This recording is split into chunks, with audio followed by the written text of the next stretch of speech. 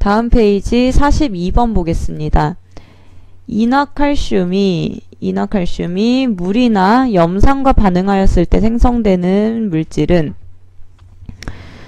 일단 인화칼슘은 분자식이 뭘까요?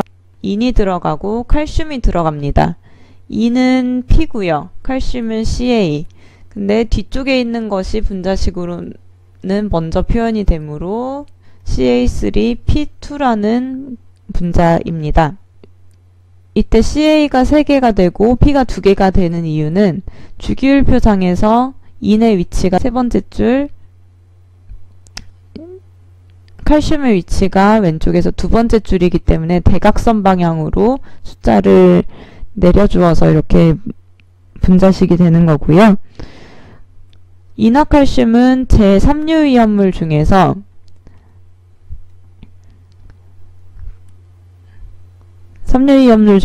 지정수량이 300kg인 물질입니다. 그러면 이 인화칼슘이 CA3P2가 물과 반응했을 때 어떤 것이 생길까요? 이 물을 HOH라고 생각을 해보면 이 OH가 앞에 있는 CA랑 만나게 됩니다. 그래서 CaOH가 2개, 그리고 인이 앞에 있는 수소랑 만나게 됩니다. 그래서 P랑 H가 들어가는 분자가 뭐가 있을까요? 바로 본문에서 자주 보았던 pH3, 포스핀입니다. 그래서 이것만 보더라도 지금 포스핀 아니면 CaOH2가 생긴다라는 것은 알 수 있겠죠? 그리고 인화칼슘이 염산과 반응하면 HCl과 반응하는 것인데, 이때는 CL이 CA랑 반응하고, 그리고 P가 H랑 반응하는 CaCl2 그리고 pH3 이렇게 됩니다. 보통 물과 반응했을 때 생성되는 기체가 산과 반응했을 때 생성되는 기체와 일치합니다. 그래서 물과의 반응식만 생각이 나신다면 포스핀을 고르셔도 무방합니다. 다음 45번에서 다음 물질 중 증기비중이 가장 작은 것은, 증기비중이라는 말이 나오면 우리는 29분의 분자량으로 구합니다. 그러면 29는 다 같은 값을 가지므로 분자량이 작을 때 증기비중이 작아지겠죠. 각 번호의 분자량을 구해 보겠습니다. 분자량을 구하기 위해선 분자식을 알아야 하는데요. 이氧화탄소는 황이 2개인 탄소이므로 CS2입니다. 아세톤은 일단 케톤의 계열이므로 CO가 중간에 있고 양옆으로는 CH3가 이렇게 있습니다. 아세트알데히드는 알데히드 CHO에다가 아세트기 CH3가 붙은 거고, 디에틸에테르에 에테르는 중간이 O가 있는 물질, 그리고 에틸이 2개, 에틸은 C2H5가 5이므로 이렇게 양옆으로 2개 붙여주시면 되겠습니다. 이 각각의 원자량의 합을 구했을 때 C가 12고 황이 32가 2개이므로 76의 값을 가지고요. 같은 방식으로 계산을 하면 아세톤이 58, 아세트알데히드가 44, 디에틸에테르가 74를 가집니다.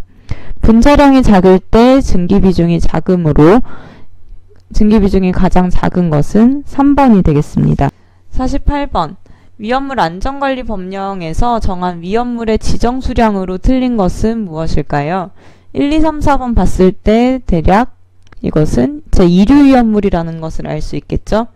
2류 위험물을 암기할 때 앞글자를 따서 암기법을 써보면 백황유적, 오철마분, 인고천, 이렇게 문장을 쓸 수 있겠습니다. 이 뜻은 지정수량 100kg인 것이 황화린, 유황, 정린, 그리고 지정수량 500kg인 것이 철분, 마그네슘, 금속분, 그리고 지정수량 1000인 것이 인화성 고체입니다. 정린은 100kg, 황린 100kg, 근데 마그네슘이 500kg이어야 맞으므로 3번이 답이 되겠습니다. 51번. 정린에 대한 설명입니다. 물과 반응하여 고열을 발생한다. 정리는 물과 반응하는 물질이 아니고 공기 중에 방치하면 자연 발화한다. 자연 발화의 특징은 삼류위험물의 특징입니다. 따라서 정린이 아닌 황린의 특징이 되겠죠. 강산화제와 혼합하면 마찰 충격에 의해서 발화한다. 강산화제와 혼합해서 위험한 것들은 가연물입니다. 근데 정리는 가연물입니다. 근데 정리는 제2류 위험물인 가연성 고체이죠. 따라서 산화제와 혼합했을 때 위험하고요. 이氧화탄소 암모니아에 녹는다. 이氧화탄소에 녹는 것은 정린이 아니라 황린입니다.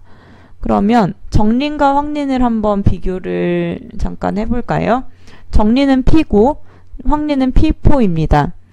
정린은 하나만 있어도 안정하지만 황린은 P가 4개 있어야 할 정도로 불안정합니다.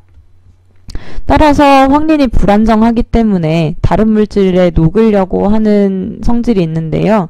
대표적으로 이氧화탄소를 보면 이氧화탄소는 황린에 녹지만 황린은 이氧화탄소에 녹지만 정린은 녹지 않습니다. 바로 화학적인 안정성을 연관해서 생각을 하시면 되겠습니다. 다음 오른쪽에 54번 보시면요. 물과 반응해서 산소를 발생하는 거. 물과 반응했을 때 산소 발생하는 건 인류 위험물 중에서도 무기과산화물의 특징입니다. 그러면 1번은 이름이 염소산 칼륨이죠. 염소산 염류고요. 2번은 과산화 나트륨입니다. 무기과산화물이고요. 3번은 ClO4가 과염소산이므로 과염소산 칼륨, 과염소산 염류 품명입니다. 그리고 CaC2는 탄화칼슘이네요. 이 중에서 산소를 발생하는 거는 2번이 답이 되겠습니다. 57번입니다. 위험물 지하탱크 저장소인데요. 지하탱크 저장소는 땅 아래에다가 탱크를 설치해서 위험물을 저장하는 것인데 탱크를 설치할 때 탱크에 있는 위험물이 새어나갈 수 있으므로 탱크만 들어가는 탱크 전용실을 설치합니다. 이 탱크 전용실 그리고 지하탱크 저장소에서 기억하셔야 할 숫자는 0.6, 0.3, 0.1이 있는데요. 0.6은 탱크로부터 지면까지의 거리를 의미하고 0.3은 탱크의 두께입니다. 그리고 0.1은 탱크와 탱크 전용실 사이의 두께입니다. 1번 콘크리트 구조의 벽의 두께, 탱크 전용실 벽의 두께는 0.3m 이상 맞고요. 이번에 지하저장 탱크 전용실 안쪽 사이는 0.1m, 즉 10cm 이상의 간격. 그리고 철근 콘크리트 구조 바닥 두께도 마찬가지로 0.3m 이상 맞습니다. 벽과 바닥 방수 조치 강구해야 된다 맞고요. 따라서 2번이 답이 되겠습니다. 60번입니다. 위험을 운반할 때 빗물 침투를 방지하기 위해서 방수성 있는 피복으로 덮는 것. 방수성이라는 것은 물이 닿으면 안 되는 위험물에 설치를 하는 거죠. 그리고 방수성 피복이 있는가 하면 또 차광성 피복이 있습니다. 차광성은 온도에 예민한 것들에 설치를 합니다. 1번부터 보시면 TNT, 트리니트로톨루에는 오류 위험물입니다. 오류의 특징은 가연물과 산소 공급원이 함께 있는 것이므로 이것은 물보다는 온도가 더 위험합니다. 분해돼서 폭발할 수 있기 때문에 차광성 피복을 해야 하는 물질이고요.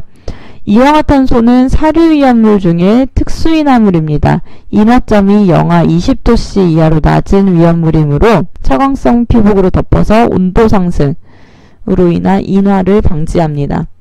과염소산은 육류 위험물입니다. 육류 또는 인류 위험물은 산소를 많이 가지고 있기 때문에 분해돼서 산소를 발생하며 폭발하므로 차광성 있는 피복을 덮고요. 마그네슘은 이류 위험물이죠.